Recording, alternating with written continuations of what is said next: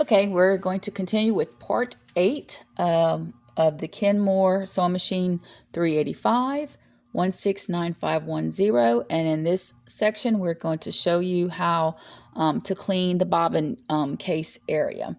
So to keep your machine running well, you will need to clean the bobbin area and feed dogs regularly, especially after sewing a project or two, and definitely if you sew with any fabrics that leave a lot of lint or fuzzies, like fleece, for example. The instructions on cleaning the bobbin and feed dog area is on page 43 in the manual. The first thing you're going to do is remove the needle and the presser foot and set it aside. So in the interest of saving time, I've already removed both of those things. So the needle's not there and the presser foot's been removed. And if it's been a while since you've changed your needle, now's a good time to toss your needle because it may be time to change that as well.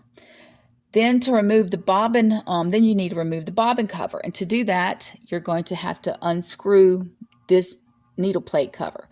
There's a screw that goes right here. In the interest of saving time, I've already unscrewed it, but you're going to need a short screwdriver to remove it. This one will work fine. Or if you have a screwdriver that may be a little too tall, you can open up the side plate and be able to give yourself a little bit more room to remove it. So you take that screw out and then you remove the entire needle plate.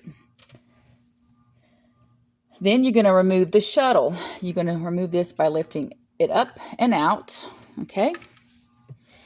So once the shuttle is removed, you're going to use a small brush and you're going to remove the lint and accumulation in and around the feed dogs and around the shuttle case. So this is the feed dogs right here. They're little metal grooves. This is what it's used to feed your fabric through the machine. So you're just going to brush those out and get all the lint out of that. And then you're going to brush around here. And you can also reach back here. You can also use something like this to clean it with if you want, something bigger. You can also use a pipe cleaner, works well as well. Once that's done, you're going to have to put a drop of oil right here in the center of right here. In that center is a wick. It looks like a piece of lint. Do not remove it. It's a long wick that puts oil into the machine. So you want to leave that in there. So you're going to put 1 drop of oil. You want to use sewing machine oil.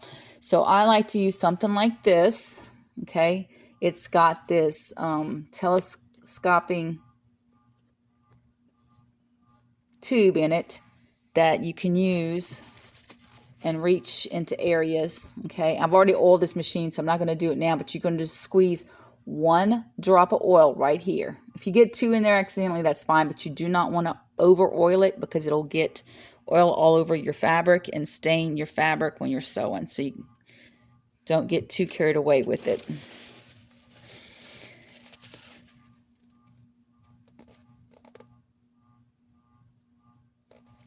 So the manual does have a picture of exactly where you want to put that drop of oil in case you forget it.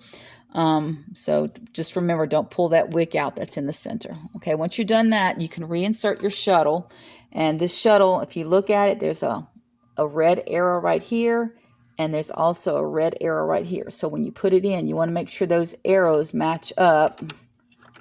Okay, and make sure it's seated in there really good. So it's in there. The arrows match up. Okay, and then you can replace your needle plate and your bobbin cover. Put that back in there. And then you can take the screwdriver, the screw, and screw it right back in there. Insert the screw in there.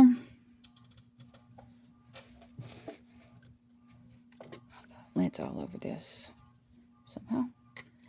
And then you take your screwdriver and screw it right back in there.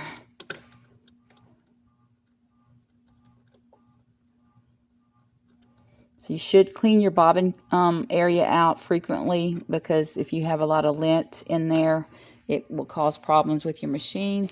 And also, when you're cleaning it, you might find a broken needle, or if you break a needle, you may need to take this apart and look for the part of the needle could be in there.